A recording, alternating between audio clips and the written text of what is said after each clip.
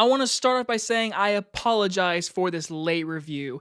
I'm just busy right now, is all. I have school, I'm currently in production of my short film, and I just had my birthday recently. I just wanted to enjoy life, when I have that free time. So, I did see this movie on October 20th, so I know a lot of you have been dying for my opinion on this movie, so better late than never.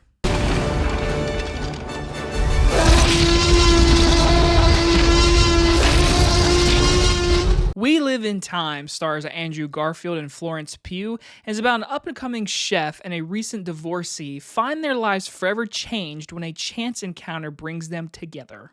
From director John Crowley, the man that brought you the film Brooklyn, which I've only seen one time and is not a film I plan to revisit really anytime soon in my life, we are talking A24's newest film, We Live in Time. So like I said, I saw this a couple days ago, and walking out of the theater, I saw it with my special lady friend, and we both agreed it was a good movie, honestly. But I didn't want to race home and review this movie because there wasn't a whole lot for me to say. Now, let's just go ahead and say this. It's not a bad movie whatsoever at all. But the thing is, with this movie, this is going to resonate with people who are in relationships, about deep in relationships, married people, and also into that sad perspective of dealing with people who have cancer and going through that trauma with your partner. Like, this movie has its crowd because my theater was pretty full. It was about 25 people in my theater when I saw this movie on a Sunday afternoon. And I walked out with a lot of people crying. I personally didn't cry, neither did my friend, but her and I both agreed this was a good movie. So starting off with the positives, both performers in this movie are fantastic.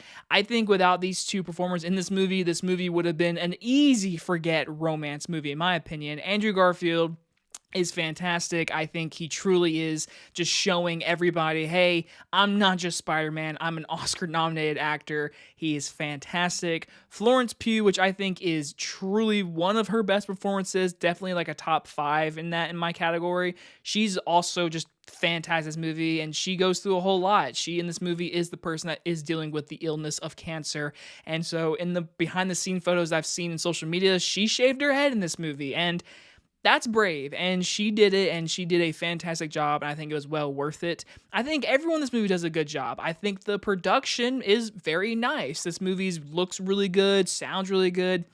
There's really good editing spots for good comedic humor, the dramatic beats, because this movie is told not in chronological order, which I'm gonna be honest with you, is already my biggest issue. I'm not a fan of that. It's really rare when a movie does that, and it works for me. And for me, the first 10 minutes of this movie, I was jumping in time, whatever, and I was like, I am not a fan of this. There were times in this movie where they stay on pace, whatever, for a good 20 minutes of certain time periods, but then they'll cut back to the past, and they'll cut to the future, and so I'm just not a fan of it, and it truly, to me, just didn't work in this movie. But I get why they did that. The movie's called We Live in Time. The movie's going through the relationship of certain times of their highs and their lows, because it is important to go through life with a partner who you love and care for, and you're gonna have the highs and lows. And the movie does a really good job showing of those time periods, because the movie is We Live in Time. And so those time is represented in when she has cancer, because the whole movie, she is going through this entire horrible situation, but the thing is, she wants to live life. She wants to do something that she can be remembered for than just being a mother. And there's a good dynamic between her and Andrew Garfield in this movie that's a really good, sad conversation.